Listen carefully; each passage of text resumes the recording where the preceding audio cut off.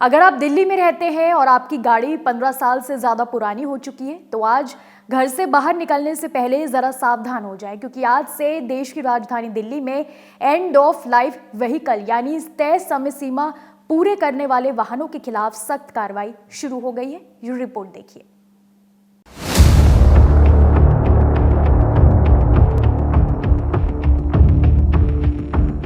Delhi NCR में वायु प्रदूषण को नियंत्रित करने के लिए एक नया नियम आज से लागू हो गया है, जिसके तहत पुरानी गाड़ियों पर सख्त कार्रवाई की जाएगी। इस नियम के अनुसार 10 साल से ज्यादा पुरानी डीजल गाड़ियों और 15 साल से ज्यादा पुरानी पेट्रोल गाड़ियों को अब दिल्ली के पेट्रोल पंपों पर ईंधन नहीं मिलेगा।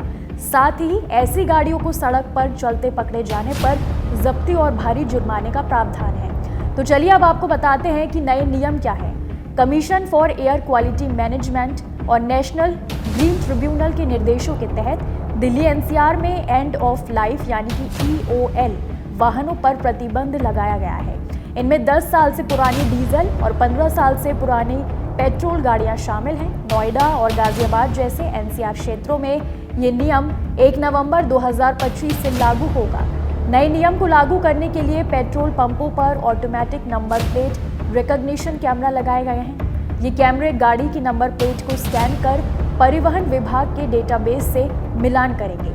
अगर गाड़ी प्रतिबंधित श्रेणी में आती है तो उसे ईंधन नहीं दिया जाएगा।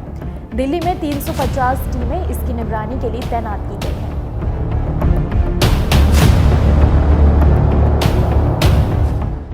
अब सवाल है कि पुरानी गाड़ियों का क्या करें? तो गाड़ी को एनसीआर क्षेत्र से बाहर किसी अन्य राज्य में ट्रांसफर कर लें। गाड़ी को सरकार द्वारा मान्यता प्राप्त स्क्रैप सेंटर में जमा करें। स्क्रैपिंग सर्टिफिकेट पर नई गाड़ी खरीदने पर 5% छूट और रोड टैक्स में 15 से 25% की छूट मिल सकती है। गाड़ी को परिवहन विभाग में जमा करें। ऐसी गाड़ियों को सड़क पर चलते पकड़े जाने पर क्या कार्रवाई होगी, ये भी आपको बता देते हैं। तो 4 पहिया ईओएल वाहनों पर 10,000 रुपए का जुर्माना लगेगा। 2 पहिया ईओएल वाहन पर 5,000 प्लस टोइंग और पार्किंग शुल्क। वाहन को जब्त कर स्क्रैपिंग सेंटर में भेजा जाएगा। वाहन मालिक को एक अंडरटेकिंग देनी होगी कि वो वाहन सार्वजनिक स्थान पर नहीं रखेगा। इस नियम के लागू होने के बाद से क्या क्या सख्ती की जाएगी? CAQM ने कहा कि ANPR कैमरे जल्द ही दिल्ली के सभी 156 एंट्री पॉइंट्स पर भी लगाए जाएंगे। पेट्रोल पंप पर ANPR कैमरे EOL वाहनों का पता लगाएंगे और उनकी मौजूदगी की घोषणा करेंगे। फिर एक नोडल अधिकारी प्रवर्तन टीम के साथ मिलकर काम करेगा। अधिकारियों ने बताया कि पेट्रोल पंपों के पास खासकर हॉटस्पॉट पर पर्याप्त संख्या में पुलिसकर्मी और PCR वैन तैनात किए जाएंगे।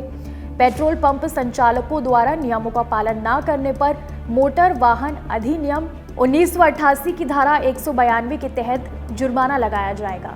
पेट्रोल पंपों पर पाए जाने वाले EOL वाहनों को जब्त करने और उनका निपटान करने का काम दिल्ली सरकार के परिवहन विभाग द्वारा जारी RVSF नियमों और दिशा निर्देशों के अनुसार किया जाएगा।